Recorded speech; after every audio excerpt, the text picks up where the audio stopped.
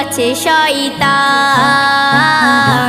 এসো গুনাহ হতে তওবা করি, এসেছে মাহে রমজান।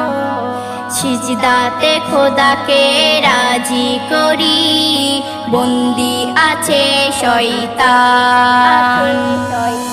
এই মাসেতে নবীর উপর নাজিল খোদার কালাম, নূর নবীকে জানাই মোরা লাখ দরুদ সালাম। এই মাসেতে নবীর